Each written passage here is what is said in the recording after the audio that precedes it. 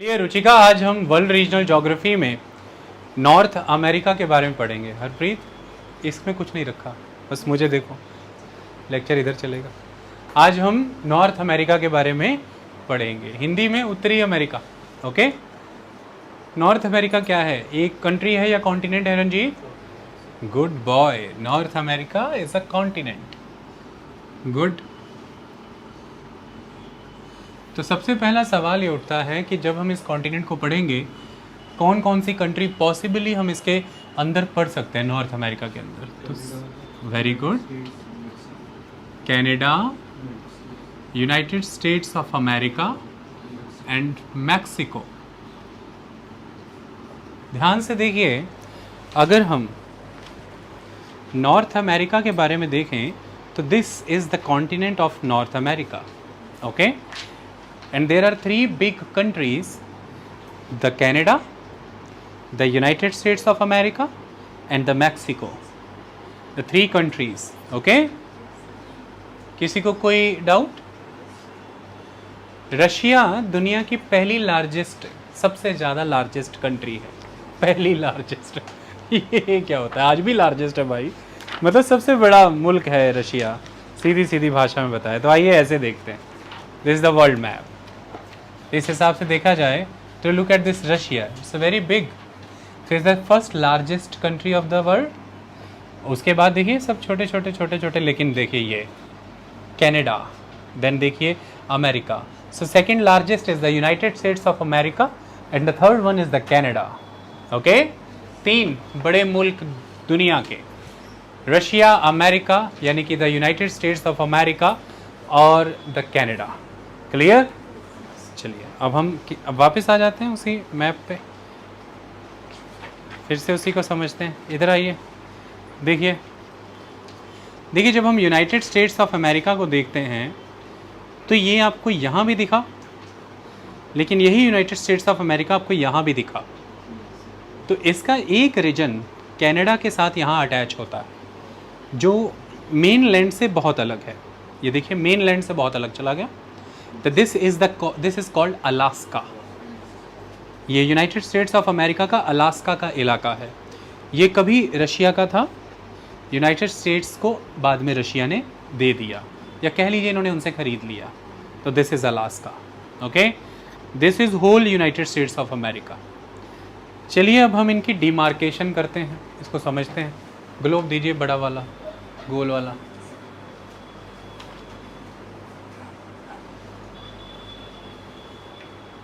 देखिए, जब हम डिमार्केशन की बात करते हैं तो दिस वन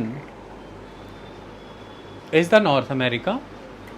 तो नॉर्थ अमेरिका के ईस्ट में, on the eastern side, it is the Atlantic ocean. Atlantic ocean, देखिए यहाँ से यहाँ तक this S shaped ocean is Atlantic ocean. उत्तर से दक्षिण तक, यानी कि यहाँ उत्तर में अगर देखें तो this is the North Pole, and somewhere हम नीचे जाएं तो this is the South Pole.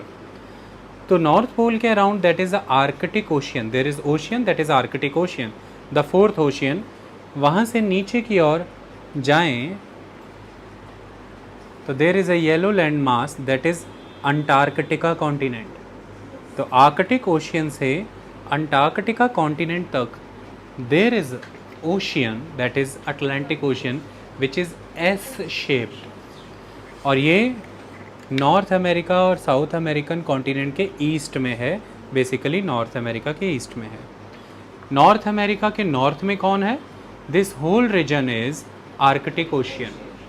तो इसके नॉर्थ में है आर्कटिक ओशियन। नॉर्थ अमेरिका के वेस्ट में कौन है? This largest ocean of the world, the Pacific ocean, प्रशांत महासागर, इसे कहते हैं प्रशांत महासागर। तो नॉर्थ अमेरिका के वेस्ट में है दिस पैसिफिक ओशियन। ओके, ये नॉर्थ अमेरिका के साउथ में है ये central America, the central American countries. Okay, central American countries. Clear? आगे जब हम नॉर्थ अमेरिका के आगे बढ़ेंगे तो सेंट्रल अमेरिकन कंट्रीज़ को भी पढ़ेंगे। तो उत्तर में आर्कटिक, पूर्व में अटलांटिक, पश्चिम में पैसिफिक और दक्षिण में Central American countries and the South America. Clear? ये इसकी north, south, east, west division हो गई। बाकी डिटेलिंग में तो पढ़ेंगे, पहले नॉर्थ अमेरिका के बारे में यही समझ लें तो बहुत है। क्या समझ आता है इसकी इस डिवीज़न से? हमें ध्यान से देखा जाए तो ये एक ऐसा कॉन्टिनेंट है जो कि शायद कारण रहा होगा इसकी इकोनॉमिक प्रोग्रेस के पीछे भी यही कि इसे अमेरिका को और कनाडा को कॉम्प्रिहेंसिवली दोनों ही तरफ से ओशियंस टच करते हैं। एक तरफ देर इज़ अटलांटिक, एक तरफ देर इज़ पैसिफिक। और अगर आप कुछ गौर फरमाएं यहाँ, और करणवीर अगर इसे जूम इन करके पूरा दिखा पाएंगे तो you can notice the very very compressed names. Okay, बहुत सारे नाम हमें नज़र आ रहे हैं अमेरिका के वेस्ट कोस्ट पे, ये ऐसे ही शहर हैं सारे, और बहुत सारे नज़र आ रहे हैं ईस्ट कोस्ट पे। ओके, तो population is somewhere concentrated on the eastern coast and on the western coast. यहीं पर है ना वो सारे बड़े बड़े शहर जिनके आपने नाम भी सुने हुए हैं शायद। जैसे आप अक्सर बात करते हैं वैनकूवर की, तो कनाडा के वेस्ट में इसी तरफ आएगा। जैसे आप बात करते हैं वाशिंगटन डीसी की, तो अमेरिका के ईस्ट में इसी तरफ आएगा वो। ओके, तो ये न्यूयॉर्क है, वाशिंगटन डीसी है, या फिर आप बात करते हैं टोरंटो की, ओटावा की, वो भी ईस्ट की साइड में ही आएगा कनाडा में। Okay, so the big cities, the main concentration of population, it is on the coastal region, it is on the coastal region. So दोनों तरफ से कोस्ट से घिरे होना एक मुख्य कारण रहा कि अमेरिका इतनी प्रगति करके गया उद्योग के क्षेत्र में, ट्रेड एंड कॉमर्स की फील्ड में। इकोनॉमी के प्रोग्रेस के पीछे इसका रोल है।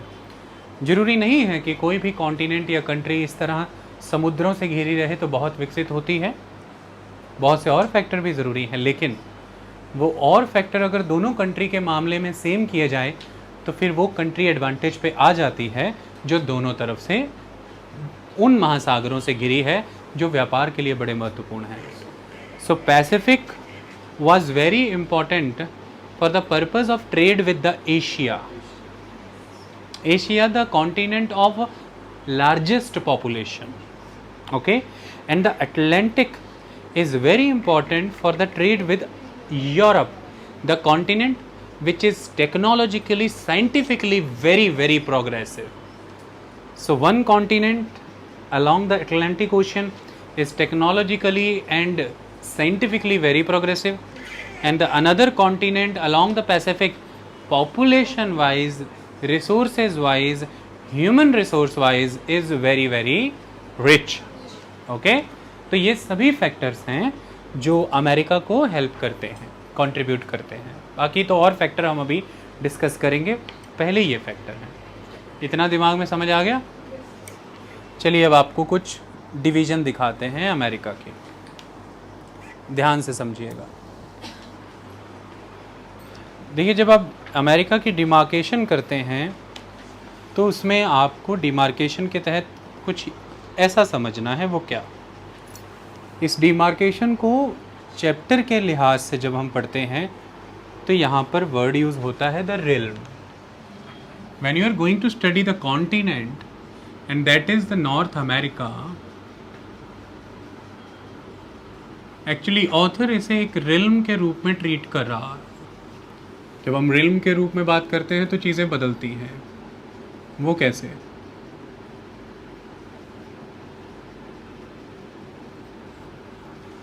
देखिए, रिल्म मतलब वर्ष। आप एक शब्द सुना करते थे हमेशा से, भारतवर्ष सुना करते थे ना। आप जब महाभारत या कोई सीरियल देखते होंगे लाइफ में तो ये कहा जाता होगा समस्त भारतवर्ष में। What do you mean by that वर्ष, दैट भारतवर्ष? एक तो होता है भारत क्षेत्र में, एक भारत देश में। Now there is a word that is Bharatvarsh. That वर्ष शब्द इजराइल, इंग्लिश में दैट इज़ अ रिल. तो actually those characters were talking about the Bharat realm. What do you mean by that realm? देखिए ध्यान से समझिए. देखिए जब हम किसी रीजन को स्टडी उसके फिजिकल स्फेयर्स में करते हैं, उसके फिजिकल डायमेंशन वाइज स्टडी करते हैं, तो आप उसे रीजन भी कह सकते हैं. There is no problem at all. You can call it a region. जैसे उदाहरण के तौर पर जब हम बुक में आगे बढ़ेंगे तो आपको कुछ देखने को मिलेगा. वो क्या? आइए मैं आपको अभी दिखाता हूँ, फिर हम चीज़ों को समझ पाएंगे. ग्लोब से दिखाएं तो ज़्यादा समझ आएगा. देखिए सपोज कीजिए आपके सामने कॉन्टिनेंट है अफ्रीका. ठीक है भाई किरण, जो कॉन्टिनेंट कौन सा है? Good girl. तो this is the continent Africa. Region wise अगर आप पढ़ें तो आप स्टडी करेंगे the African continent region wise.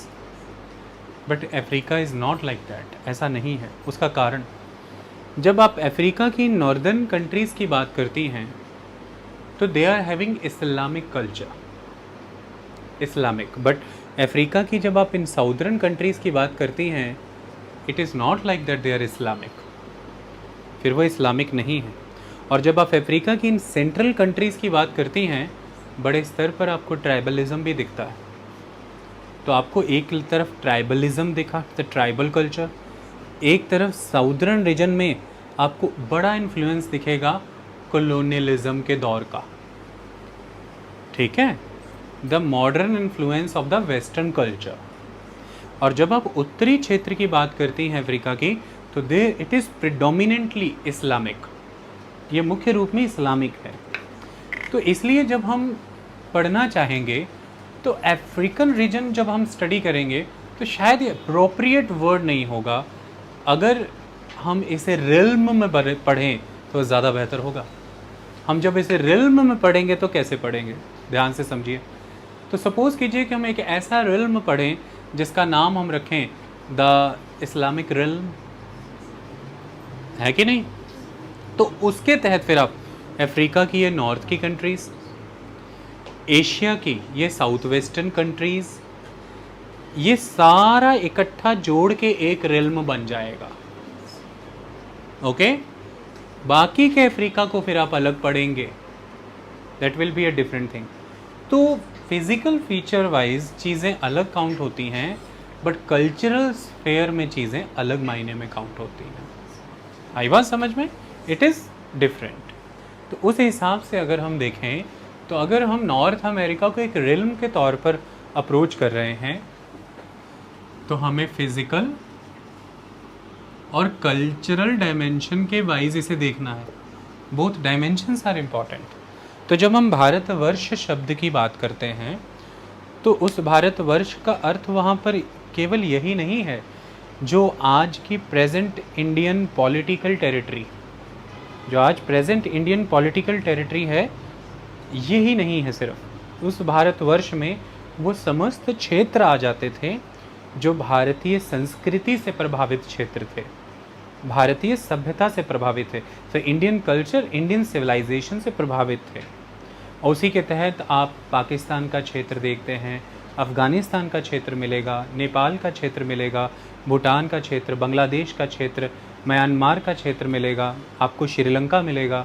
ये सारा क्षेत्र प्रभावित मिलेगा. ये समस्त भारतवर्ष में जुड़ जाता है. So they were talking about the realm. Okay. क्योंकि आज की जो पॉलिटिकल डिमार्केशन है, आज जैसी पॉलिटिकल बाउंड्रीज़ हैं, किसी समय तो ऐसी नहीं थी ना. ये political boundaries are very recent. Somewhere around it is outcome of the Second World War. Second World War 1945 में जब ख़त्म हुआ, उसके बाद क्या आउटकम है ज़्यादातर ये बाउंड्रीज़. तो उसके पहले की दुनिया अलग थी और फिर एंशियंट वर्ल्ड तो बहुत ही अलग था. ओके. तो that's why the word is the realm. अब चाइना क्या चाहता है, या आज की डेट में बहुत सी कंट्रीज़ क्या कर रही हैं कि जहाँ तक उनका कभी रिल्म हुआ करता था, वहाँ तक आज वो अपनी पॉलिटिकल टेरिटरीज पहुँचाना चाहते हैं. ऐसा कुछ तर्क चीन ने इंटरनेशनल कोर्ट ऑफ जस्टिस के सामने रखा जब वो साउथ चाइना सी की तरफ बढ़ना चाहता था। तो there is a South China Sea. लंबे समय से चाइना वहाँ पर आर्टिफिशियल आइलैंड्स क्रिएट कर रहा है और उस रीजन को कंट्रोल करना चाहता है। वहाँ के आसपास के मुल्कों ने, जैसे जब हम साउथ चाइना सी की बात करते हैं तो we are talking about this region, this is India, this is Bay of Bengal and this is China. तो this is the South China Sea, the South China Sea. So there are many countries nowadays. Taiwan is there, Philippines is there, Vietnam is there, many countries are there. Okay? तो जब वो case चला तो उस case के तहत चीन ये कहता था कि अर्स्टवाइल कंट्रोल, यानी कि अब से पहले का नियंत्रण इस जगह पर हमारा था। तो फिर इंटरनेशनल कोर्ट ऑफ जस्टिस ने कहा कि इस तर्क पर आज का मैप नहीं बन सकता, वरना तो फिर हर कोई उसकी तरफ बढ़ेगा। फिर ऐसे तो आज ना वजूद अफ़गानिस्तान का होगा, ना पाकिस्तान का, ना नेपाल का, ना किसी का, फिर तो भारत होगा वहाँ पे। अगर हम सब अपने अपने रिल्म की ओर जाने लगेंगे, अपनी प्रेजेंट टेरिटरीज़ को वहाँ तक एक्सटेंड करने लगेंगे, तो फिर तो सबसे बड़ा इस समय में जो कंट्री हो जाएगी वो मंगोलिया हो जाएगी। क्योंकि एक समय में मंगोलिया से उठे हुए लड़ाके चंगेज़ खान, उसने सबसे लार्जेस्ट किंगडम इस्टेब्लिश की थी। तो पर ऐसा तो नहीं हो सकता, आज ये नहीं पॉसिबल। फिर तो इटली का रोम और इटालियंस के पास बहुत सारी कंट्रीज़ आ जाएंगी, क्योंकि रोमन एम्पायर बहुत बड़े स्केल पे फैला हुआ था। सो द थिंग इज़, लेकिन जोग्राफ़ी के अंदर जब हम वर्ल्ड के रीजन्स को स्टडी कर रहे हैं तो the word realm is possible, we can study it in context of there must be some cultural homogeneity. हो सकता है कि अफ्रीका और एशिया आज कॉन्टिनेंट वाइज डिफरेंट हैं, लेकिन हो सकता है एशिया के वेस्टर्न साइड और अफ्रीका के उत्तरी क्षेत्र में कल्चरल होमोजेनिटी हो, यानी कि कल्चरली वो क्षेत्र लगभग एक जैसा लग रहा है। तो then for the purpose of study we can create realms. Okay, study के लिए हम रिल्म्स को क्रिएट कर सकते हैं। तो कोशिश इन्हीं शब्दों की होती है। जैसे ध्यान से देखा जाए तो जॉर्जिया, अर्मेनिया, अज़रबैजान एक रिल्म के तहत ही रशिया में पढ़े गए, अदरवाइज़ तो वो एशिया का पार्ट है। जैसे ध्यान से देखें आप, तो अगर हम बात करते हैं जॉर्जिया, अर्मेनिया, अज़रबैजान की, they are part of Asia, but जब हमने रिल्म अप्रोच अपनाई तो हम रशिया में उसे पढ़ सकते हैं। ओके, सो ये चीज़ें एग्जिस्ट करती हैं। ये मैंने इतनी लंबी चौड़ी कहानी इसलिए बताई कि जब आप रिल्म वाइज अप्रोच करते हैं, फिज़िकल और कल्चरल डायमेंशंस दोनों को कंसिडर करते हैं, तो कुछ इस तरह से ऑथर ने इसको बांटा है। कैसे बांटा है? जो रिल्म 1 है, जो एक तरीका उसने अपनाया, उसमें उसने कनाडा और यूनाइटेड स्टेट्स ऑफ अमेरिका को एक साथ रखा, उसको उसने एक रिल्म के तौर पर पढ़ा है। आपको भी मैं ऐसे ही पढ़ाऊँगा। और मैक्सिको और उसके साथ जो नीचे सेंट्रल अमेरिकन कंट्रीज़ हैं, जो मैंने ओवरऑल कॉन्टिनेंट में काउंट नहीं की, उसको उसने सेकंड रिल्म माना, द रिल्म 2। ऐसा उसने क्यों किया? क्योंकि रिल्म 1 में फिज़िकल और कल्चरल फीचर्स की एक रूपता, होमोजेनिटी मिलती है। होमो मने सेम, जेनेटी मने जेनेसिस, मतलब कि उत्पत्ति भी आप मान लें, इस शब्द को उत्पत्ति से जोड़ा जाता है। जेनेसिस का मतलब उत्पत्ति, तो बाद में जाके आगे genesis the gene the DNA, तो सेम ही है। ओके, तो दैट इज़ होमोजेनियस। क्यों? क्योंकि फिजिकल फीचर वाइज भी होमोजेनियस है, अभी दिख जाएगा आपको। और second aspect, the French and British culture, the French and British culture, so French and British culture, ये दो कल्चर का प्रभाव यहाँ देखने को मिलेगा, कनाडा और United States of America as a colonial powers. But बिल्कुल अलग इससे हो जाता है मैक्सिको और सेंट्रल अमेरिकन कंट्रीज़, क्योंकि फिज़िकल फीचर्स विल वेरी, क्योंकि अधिकतर जो प्रभाव पड़ने लगेगा वो ये कि सेंट्रल अमेरिकन कंट्रीज़ मोर और लेस आइलैंड की तरह ट्रीट होने लगेंगी। वहाँ पर जाते जाते जब आप सेंट्रल अमेरिकन कंट्रीज़ की तरफ आते हैं, यहाँ पर ये सब कंट्रीज़ की तरफ आते हैं, तो आप इन्हें एक आइलैंड्स की तरह ज़्यादा ट्रीट कर सकते हैं। ओके, ये सारे छोटे छोटे आइलैंड हैं। और दूसरी चीज़, यहाँ का पॉलिटिकल सिस्टम कनाडा अमेरिका से बहुत अलग दिखेगा आपको जब आप आगे आगे पढ़ेंगे। Very much changed. यहाँ की बोलियाँ, भाषाएं, खेतीबाड़ी के लिए लैंड को ऑर्गेनाइज करना, कल्चर बहुत अलग है कनाडा और अमेरिका से। क्यों? क्योंकि यहाँ पर बड़ा प्रभाव स्पेन का है। तो स्पेनिश ओके, तो उसने दो तरह से भी इसे बांट दिया। जैसे realm 1 including the Canada and USA, the realm 2 Mexico and the central American countries. It is dominated by the French and British culture, the realm 1, and it is dominated by the Spanish culture, the realm 2। ये प्रभावित है Spanish culture से, realm 2, और realm 1 प्रभावित है फ्रांसीसी और बरतानिया प्रभावों से, संस्कृतियों से। ओके, फिज़िकली भी आपको बहुत सारी होमोजेनिटी देखने को मिल जाएंगी, मैं दिखा दूंगा आपको। ये समझ आया? टेंशन तो नहीं होगी बुक में पढ़ते हुए कि ये कल्चरल रिल्म वाइज इसने अलग अलग कैसे कर दिए। अब हम समझाएंगे आपको कि कैसे किए। शुरू करते हैं कनाडा और यूएसए को समझना, धीरे धीरे समझेंगे। जब समझेंगे तो क्या समझना ज़रूरी है। We will start with the physical dimension. तो जब मैं कहता हूँ कि कंटेंट को रिटेन करना है, और रिटेंशन का सबसे बड़ा जादू है हैफेजेड नहीं, ऑर्गेनाइज्ड। तो आप देख रहे हैं हम कितने ऑर्गेनाइज्ड मैनर में चलते हैं एवरी डे, और उस ऑर्गेनाइज्ड मैनर में चलने का तिलिस्म क्या है? अभी तक बोर्ड बिल्कुल ब्लैंक था और हमने वर्ड कॉन्टिनेंट से शुरू किया और सब कुछ खोलना स्टार्ट कर दिया, और हम सारणीबद्ध तरीके से फिज़िकल से होके आगे बढ़ेंगे। ठीक है, इसमें हम चीज़ें आपको एक्सप्लेन करेंगे। ऑथर के तहत फिनोमेना बताया गया है, बस फिनोमेना किस मैनर में बताया गया है? With name only, but we will elaborate the phenomena, the concept, we will do that. चलिए आगे बढ़ते हैं। जब फिज़िकल डिमार्केशन की बात आती है तो सबसे पहले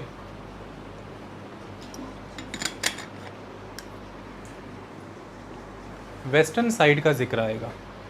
क्या मिलता है हमें वेस्टर्न साइड पे? मैं आपको अलग अलग इमेजेस के वाया इसे अंडरस्टैंड कराऊंगा। Okay, so this is the western side.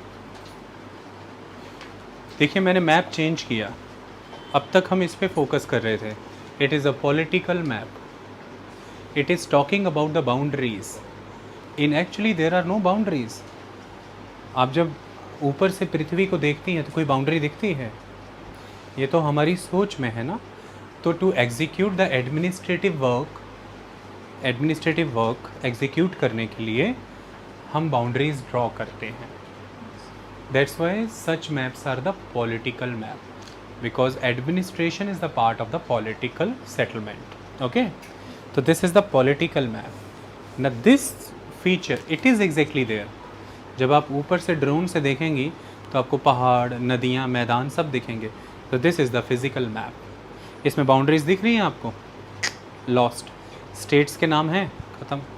So this is the, ये ऐसी दिखेगी पृथ्वी, ये फिज़िकल फीचर है। ओके, ये प्रकृति ने बनाया है, ये बॉर्डर मैन मेड है, ये राजनीति का प्रबंध है, पर ये प्रकृति का प्रबंध।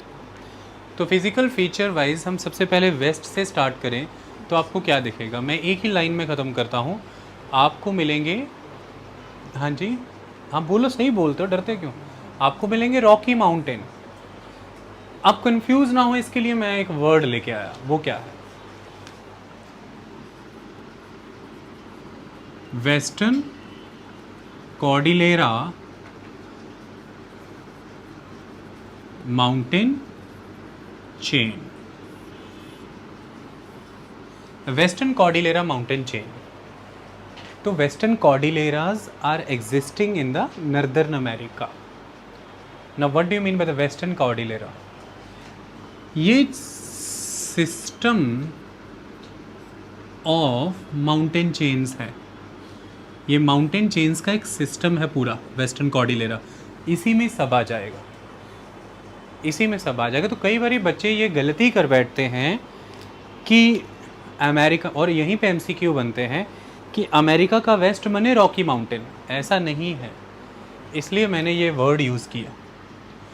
अमेरिका के वेस्ट में there are many mountain ranges, और वो इस तरह से भी हैं। एक तो नॉर्थ से साउथ आते हुए भी अलग अलग माउंटेन रेंजेस हैं, और दूसरा वेस्ट से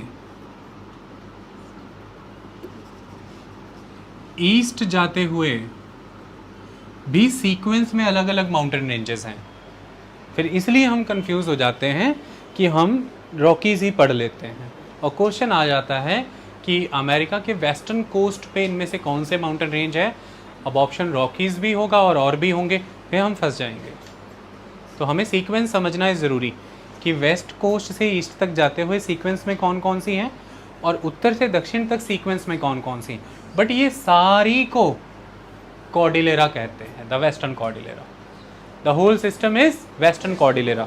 तो मैं पहले आपको वेस्टर्न कॉर्डिलेरा दिखा देना चाहता हूँ, हम पहले उसे देख लें, समझ लें वेस्टर्न कॉर्डिलेरा कहाँ है।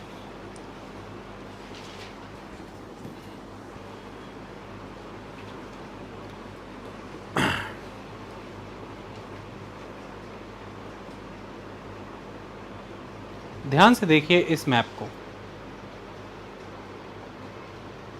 देखिए ध्यान से देखिए, ये जितना भी ब्राउनिश एरिया है ऊपर से देखिए यहाँ से नीचे तक, ये सारा वेस्टर्न कॉर्डिलेरा है। ओके, अब ये देखिए, ये कहीं पे ब्रॉड भी हुआ, कहीं पे नैरो भी हुआ, फिर ब्रॉड हुआ। Okay, the whole system is Western Cordillera. अब मैं आपको कुछ और दिखाता हूँ, ध्यान से देखिएगा। ये है पैसिफिक ओशियन, ये है कोस्ट। बहुत दूर ईस्ट जाने पे यहाँ मिले हमें रॉकीज़। रॉकीज़ यहाँ पे हैं, the Rockies mountain. They are similar to the Indian Himalayas. Himalaya और रॉकी माउंटेन पृथ्वी के बनने के एक समय के दौरान बने। वो समय कौन सा था? The tertiary period. तो इसलिए कभी कभी बुक्स में वर्ड आएगा द टर्शरी माउंटेन्स। हिमालय और रॉकीज़ दोनों टर्शरी हैं। ओके, सो इसलिए इनका नाम दूसरा क्या होगा? ये बड़ा रीसेंट टाइम है। रीसेंट टाइम मैंने पिछला मंडे नहीं, पृथ्वी के मामले में रीसेंट टाइम भी वो होता है जो शायद बहुत लंबा होता है, but still it is very recent. तो that's why these mountains are young mountains. तो कई बार क्वेश्चन आता है कि कौन से ओल्ड माउंटेन्स हैं यंग, तो हिमालयज़ एंड द रॉकीज़ यानी कि tertiary mountains are young mountains. So they are young mountains. और यंग होने की इनकी निशानी क्या है? They are still attaining the height. ये आज भी ऊपर बढ़ रहे हैं। हिमालय ऐसा कहा जाता है कि हर साल 5-5 सेंटीमीटर ऊंचा हो रहा है, ऊपर की ओर जा रहा है। ओके, और इसके प्रमाण ये मिलते हैं कि उससे निकलने वाली नदियाँ अपनी खाई को, अपनी वैली को यानी कि गॉर्जेस को और डीप कर रही हैं। ये बिल्कुल ऐसा है कि ज़मीन पे मिट्टी है, जैसे घर में गांव में आंगन होता था, तो पहले पानी की बोतल यहाँ है, आप नीचे गिराइए तो वो एक लिमिट तक ही खड्डा करेगी, उसके बाद पानी फिर बाहर फैलेगा। लेकिन जैसे ही आप और हाथ ऊंचा कर लेंगे, अब खड्डा और डीप होगा। तो जब हिमालय ऊंचे हो रहे हैं तो उनसे बहने वाली नदियाँ और ज़्यादा डीप कटिंग कर रही हैं रॉक्स को। तो gorges are getting deeper and deeper because it is the symbol of that Himalayas are rising. So they are still tectonically active. They are still tectonically active. So what do you mean by tectonically active? हम जिस पृथ्वी पे रह रहे हैं, ये जहाँ आप खड़ी हो, ये अर्थ की एक लेयर है, दैट इज़ द क्रस्ट। और अर्थ की ये जो क्रस्ट है, ये अलग अलग प्लेट से बनती है। There are many plates. And those plates are floating, they are moving, they are not static. जैसे गर्म किया हुआ दूध जब ठंडा होने के लिए छोड़ो तो उसके ऊपर बड़ी सख्त मलाई आ जाती है, और उस मलाई के ऊपर अगर आप कुछ भी रख दो, हल्की फुल्की चीज़, इवन शार्पनर भी, तो वो उसी के ऊपर टिका रहेगा, अंदर नहीं गिरेगा, दूध के अंदर नहीं जाएगा क्योंकि हल्का है। और ऐसे में जैसे जैसे मलाई मूव करेगी वो शार्पनर भी साथ में मूव करेगा। तो हम सब इस प्लेट पे हैं, दिस इज़ वन प्लेट, तो प्लेट मूव कर रही है तो हम भी मूव कर रहे हैं, नो प्रॉब्लम एट ऑल, पता नहीं लगता हमें कि हम मूव कर रहे हैं। The movement is very long very slow. तो जब एक प्लेट दूसरी प्लेट से टकराती है तो हैवियर प्लेट लाइटर प्लेट के नीचे चली जाती है, नीचे चली जाती है, और इनके मार्जिन्स पे जो मटेरियल होता है वो स्क्वीज़ कर जाता है, वो स्क्वीज़ कर जाता है, मतलब वो इस तरह से वेव्स की फॉर्म में स्क्वीज़ हो जाता है, तो माउंटेन बन जाते हैं। ओके, क्या बन जाते हैं? माउंटेन्स। बिल्कुल ऐसे, this is one plate, this is another plate, and both plates are colliding with each other. There are fold. This is the first fold, this is the second fold. So that's why Himalayas and Rockies are the folded mountains. कौन से mountain है? Folded. So look, there are many names. Folded mountain, tertiary mountain, young mountains, और exam में किसी ना किसी तरह से क्वेश्चन आ जाता है. Okay? When we will study the physical aspect of the geography, the physical geography, you will study everything. The folded mountains, the block mountains and the volcanic mountains. Majorly there are three type of mountains, the folded, the block, the volcanic. We will study that. But right now इतना ही ज़रूरी था ताकि interest create हो कि हम कोई जीवित चीज़ को पढ़ रहे हैं. बच्चे अक्सर इन नामों को रटना चाहते हैं, इनसे जुड़ी वैज्ञानिक कथा कहानियों पर ध्यान नहीं देते, इसलिए वो चीज़ हमारे दिमाग में रहती नहीं. ऐसा तो होता है कि कभी रॉकीज़ नाम की एक चिड़िया सुनी तो थी, पर ये नहीं याद रहता कि वो कहाँ है. क्यों? क्योंकि उसे ऑर्गेनिकली सीखना है. ओके, सो रॉकीज़ देखिए बहुत आगे हैं.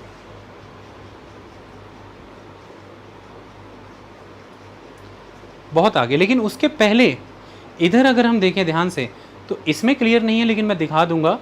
यहाँ पर एक रेंज है, that is cascade range. The name is the cascade range. उस कैस्केड रेंज के ऊपर यहाँ पर देखिए तो दैट इज़ कोस्ट रेंज, यानी कि द कोस्ट माउंटेन्स. तो कोस्ट माउंटेन रॉकी से पहले आ रहे हैं, समुद्र की तरफ हैं. कैस्केड रेंज पहले आ रही है. ओके, बट ये सारा कॉर्डिलेरा का हिस्सा है. ओके, सो रॉकीज अलग हैं, कोस्टल रेंज, कोस्ट माउंटेन या cascade range, this is different. Okay, बस ये पहले तो आपको एक दृश्य दिखाना था कि ये आपने सारा समझ लिया. जब हम नीचे जाएंगे मैक्सिको में, अभी तो आज तो नहीं इसको देखना है हमने मैक्सिको में, तब यहाँ पे ये वाले भी माउंटेन दिखेंगे. The Sierra Madre Occidental, Sierra Madre Oriental, Oriental और ऑक्सीडेंटल. ओके, जो एशियाई वर्ल्ड है उसे ऑक्सीडेंटल उसे ओरिएंटल वर्ल्ड कहते हैं.